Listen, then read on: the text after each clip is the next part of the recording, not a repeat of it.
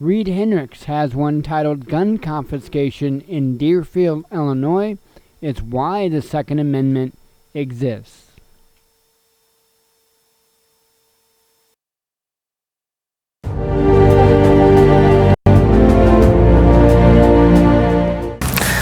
Hey everyone, Reid Henrichs with Valley Ridge. And the purpose of today's video is to talk about the stripping of Illinois residents' Second Amendment rights, specifically in the village of Deerfield, Illinois, which is a suburb, quasi-suburb of the non-People's Republic of the horrifying existence known as Chicago. Anybody that's been to Northern Illinois knows that their mindset, their mentality is up there near Chicago in the suburbs, places like that. Thank God I was not born there. But I can tell you all this right now, that this is a topic that's dear to me because I have family that lives in Illinois. I've got friends that live there. What I'm referring to is a city ordinance in Deerfield which carte blanche banned semi-automatic firearms such as the AR-15 as well as semi-automatic pistols. In fact, what I'm holding here right now, my AR-15, which is loaded with 30 rounds, and it is sighted in, ready to go. And also, if you can see my pistol right here, which I've got, my Glock 19 with 15 rounds, I would be required, if I lived in Deerfield, I would be required to either move out of that town or surrender them to law enforcement. Those are the choices people are having to make right now. And I know that this isn't the only instance that's happened nationwide. I know this has happened elsewhere in places like Connecticut. I know it's happened elsewhere. I can't do a video about every single place. The reason I'm doing it about Illinois is that I'm speaking about this as a former full-time sworn law enforcement officer. I have several friends who are full-time sworn law enforcement officers in the state of Illinois right now, to include Brian and Ryan, as well as Andy and Tim that were recently, and then one still is law enforcement. Not only would these guys not follow this law, they would arrest people that tried to enforce this law. So let's really get the rundown on what's happening here. First and foremost, ladies and gentlemen, Illinois has the dubious honor of the state with the fastest fleeing population of any state in the country. And the reason is because of high taxation and stupid rules like this in Deerfield, Illinois, where people are having to turn in their lawfully acquired property. Well, they're not having to. We'll get into that later. Now, this ordinance is supposed to take effect on this week. It will take effect, I believe, June 9th, which is Saturday, conveniently. Now, we have to think about what is happening right now in the state of Illinois. If a city council can just decide that the Second Amendment no longer applies, and by the way, this is also a Fourth Amendment issue as well, isn't it? Illegal search and seizure by agents of government. So now we have 1/5 of the Bill of Rights just absolutely abrogated, just stripped away completely carte blanche by a group of idiotic city council members. And I want you to understand, folks, if I had what I have on right now in the town of Deerfield, Illinois, that I would be fined $1,000 a day for not complying with this. I want you to think how asinine that truly is. People, adults, law-abiding citizens that had done nothing wrong but buy legal firearms in their state, already having to jump through every hoop Illinois makes them go through. A FOID card, firearms ownership ID card. Does it get more Gestapo than that? You know, you also think about the background. Obviously, everybody's got to go through background checks when they buy a firearm from an FFL. But in Illinois, they've got an extra kind of stupid. They've got a 1-day wait for long guns and a 3-day wait for pistols. Yeah, I'm sure the stalker is going to he's going to really honor that 3-day grace period for somebody trying to protect themselves. How stupid does it get? So while we're stripping the Bill of Rights away, why don't we just quarter troops inside somebody's house? Deerfield, let's mandate that you have to house all of the police officers at the citizens' expense in their own homes. Why don't we do that? And while we're at it, the whole right to speedy and fair trial, yeah, screw that, man. We don't need that either. Cruel and unusual punishment? Hell, let's just torture the hell out of them till they confess to where their guns are. As a matter of fact, let's go right down the Bill of Rights and just screw it up completely. Let's just get rid of it all, because you obviously don't understand how this works.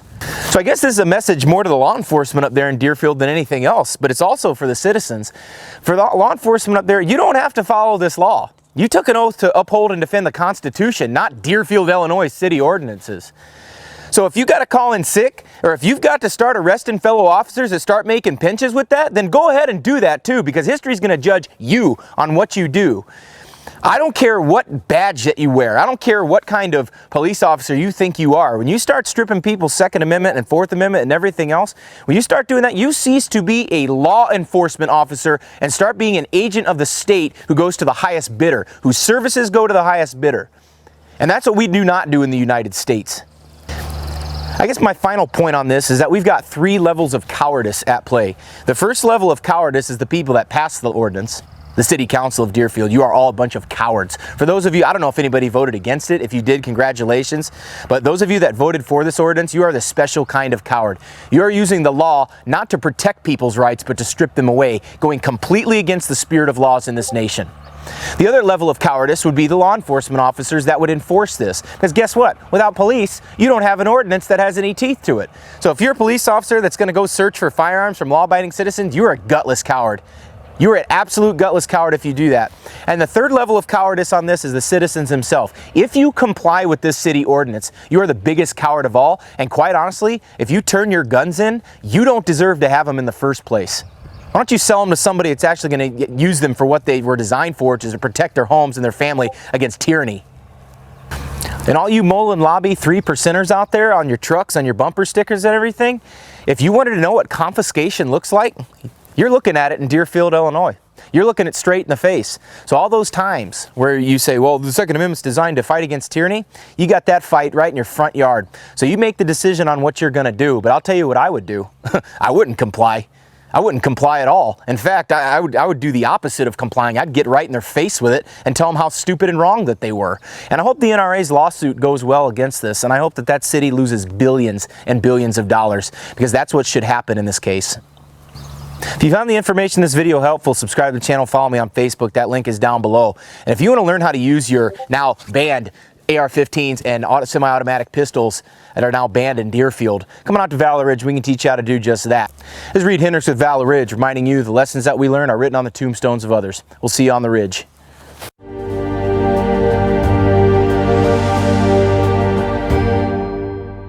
Wow, he looks a tad bit miffed. I mean, just a tad bit miffed. Looks like his knickers are in a bunch. You know, I'll tell you what. I've been saying for a little while now that it's coming, and it's coming hard and fast, and I meant it. I meant it. I knew that it was going to take one thing in particular, and I was watching for one thing in particular to happen to know what time it was. And that was the Second Amendment supporters, the gun owners, to say, okay, I've had enough. Okay? Because I don't care how many leftist people are out in those streets crying, carrying signs, chanting, and I'm not putting them down for that. I'm in total 110% support for that. But I've also said it all along. Until the left pulls their heads out of their butts, and until the right pulls their heads out of their butts, and they actually figure it out that they're pitted against one another for a reason, because they're both right, and if they ever get together, guess what?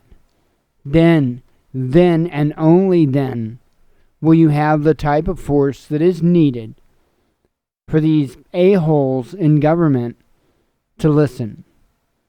And that's exactly where we're at right now. That's what we're looking at straight in our face. And I knew that. You know, we had the folks down in Texas, that park, Almost Park, something like that. And so they were doing a Second Amendment audit down there when a gentleman got arrested, which led to a Second Amendment rally down there, open carry rally. And I knew things were speeding up a bit. And now you've got this deal in Deerfield. And when you have people, you know, I have never, ever, and in the time that I have watched Reid Henrichs, which is quite some time, several years, I've been watching Reid Henrichs. I have an insane amount of respect for Reid Henrichs. And always have, because he's a good, righteous man. And when I hear him speak like this, when I hear him speak up and actually call out law enforcement, that's the alarm clock dinging, folks. That is the alarm clock dinging, because that is not him. That is not what he's about. He's not one of those that finds every reason he can to go after law enforcement. In fact, I've never really heard him go after law enforcement. And especially not to this level. Even if he's touched on it before, never to this level. I'm telling you, folks, it's coming, and it's coming hard and fast. But we have to understand that no matter what we do, it's a setup. Any action that we can take is a setup. Okay, and we have to understand that. When we walk into this, we have to understand that we're in it for the long haul. We have to understand that it's not something we can dabble in and walk away. We're in it till the job is done, whatever that may mean. And it's not going to be pretty. It's not going to be pretty. But we've got two choices. We can get on our knees and we can kiss their boots and give everything up for ourselves and our children and grandchildren and God knows how many generations to come. Now, I want you to think about something when I said those words. Okay? Take a look at the propagandized, brainwashed youth. Do you think that if we let this slide and don't do anything, do you think that these coming generations are going to do anything? They're still trying to figure out what flavor Tide Pods they like best. You think they're going to do anything? I certainly don't. So that leaves it to us. If we care about our kids and our grandkids and the future generations of this country and of the world, folks, and of the world. And I don't say that lightly. I mean those words. Then it lies on our shoulders. We have to be the ones. Okay? We have to be the ones to stand up, speak out, scream, and get damn ugly if need be. Because that's where we're at. We've been complacent way too long. We let this get way too far. You know, there's a lot of little things that I try to advise people, you know, as far as things along the lines of nipping things in the bud. Okay? And I'll give you an example. Relationships. You're in a relationship with somebody and one of the two people has a friend that is trying to cause a little bit of a rift in that relationship. You have to nick that in the bud. Because if you just idly stand by and let it happen, believe me, that quote-unquote friend knows what they're up to. They know what they're doing. And if they can get by with a little bit, then they'll go a little bit more, and a little bit more, and a little bit more, until they drive that wedge so deep that they will actually destroy a relationship. And it isn't any different. It isn't any different with the government or the people that support the government, and when it comes to gun laws or any other laws for that matter. You know, you've got them saying over and over and over, it's like a broken record. Oh, we're not going to confiscate the weapons. We just want common sense gun laws, right? We want comprehensive background checks, as if there isn't already. We want to shut down the gun show loophole. What gun show loophole? You see what I'm saying? They're trying to edge their way in, and now that they've got their now they've got themselves edged in several different areas when it comes to gun control. Now they're trying to use that little wedge like a big lever. Like a crowbar.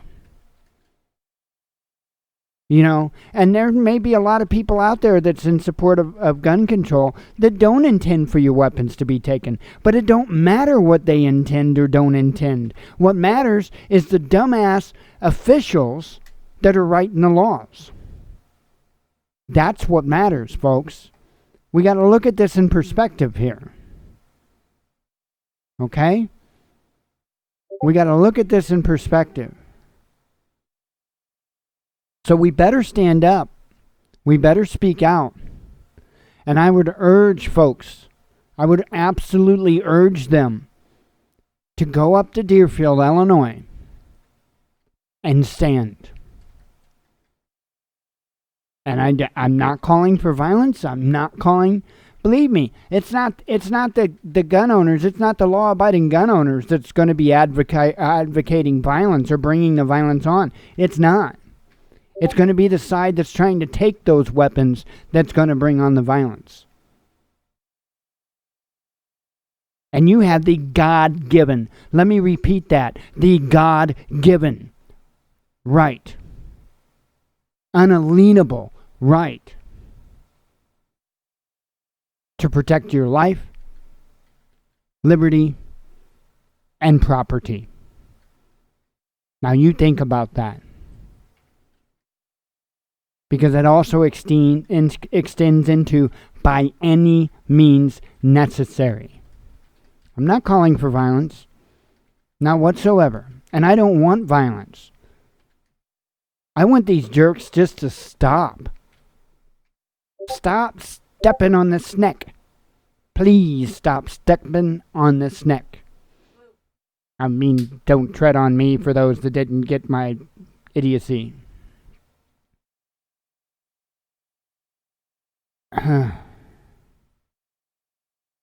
Folks, how much further can we afford to let them push this? It's already gone way too far. Deerfield, Illinois would be a great place to use as an example, to make as an example.